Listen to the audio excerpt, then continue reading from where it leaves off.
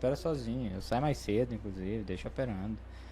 Agora, quando não é melhor entrar em campo, melhor ver mesmo se tá fazendo certo ou não. E explicar por quê também. Por exemplo, nessas, né, de fazer as coisas. Teve um dia que chegou um paciente lá no HGP, era um trauma torácico, e o paciente parou em AESP. Na hora, eu abri, fiz uma toracotomia de emergência, sem chefe. Eu de residente. Era o Bruno, chefe. Aí, quando o tórax estava aberto e eu comecei a fazer a massagem, eu falei, chama o chefe. Onde é que eu perdi isso aí? Aí quando eu A cheguei gente lá... tem como cortar rapidinho? Pra discutir uma relação aqui. Quando o Bruno chegou lá, ele falou, o que que houve? Aí eu falei, então, paciente, trauma na área de Zidler, parou em AESP, indicação, ele já estava entubado, né? Porque o primeiro a gente teria que entubar. É indicação de fazer a toracotomia. Aí ele, não, se aconteceu o que você tá falando, certinho. Continua massageando e vamos pro bloco. Então, assim, não é fazer porque eu quero, porque eu decidi fazer, né? Então você tem que adquirir a confiança, né, das pessoas pra você conseguir fazer. E você tem que ter habilidade técnica e conhecimento teórico pra você fazer. Então, assim, é uma loucura você chegar e querer fazer um trem que você não sabe, né? Dá uma pausa rapidinho e conta pro nosso público como que é essa técnica, porque o pessoal... Tem alguns que não conhecem e é muito massa. Certo. Basicamente, a área de Zidler é a área cardíaca, certo? Então, o paciente teve um trauma na área cardíaca e ele teve uma parada cardiorrespiratória. Essa parada foi assistida e ele parou em AESP, né? Que é uma atividade elétrica sem pulso. Então, o eletro dele, o monitor dele estava lá, mas ele não tinha pulso.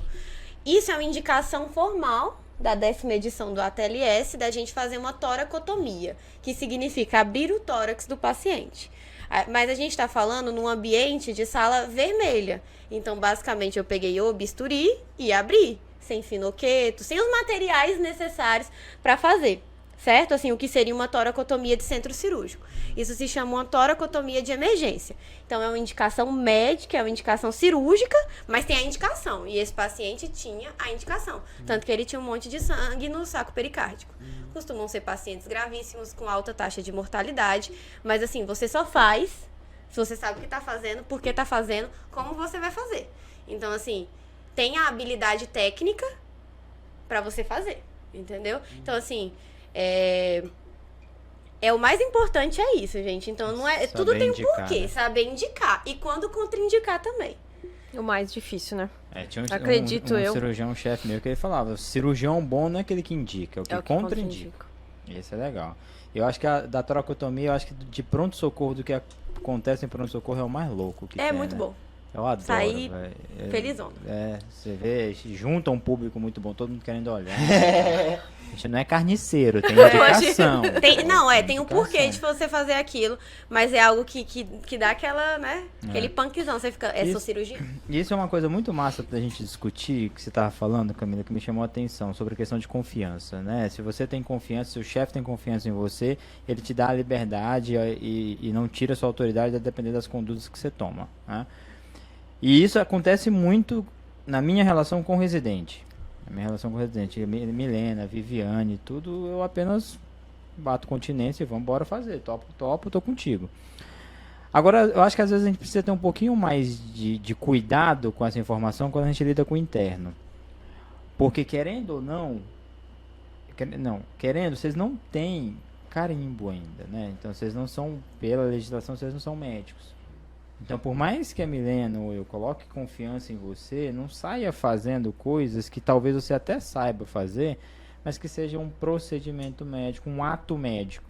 Que aí vocês podem ser, se der errado, ser enquadrado aí em exercício ilegal da profissão.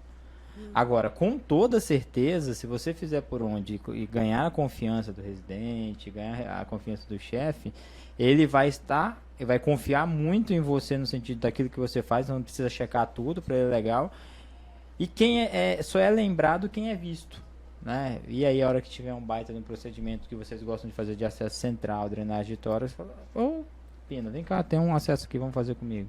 O que não aconteceria se fosse eu ia falar João, mas ia ficar muito ruim. José, se fosse o José, por exemplo, que chegou no horário e saiu antes do horário, né? Então... Acho que essa Exatamente. relação de confiança é muito interessante da gente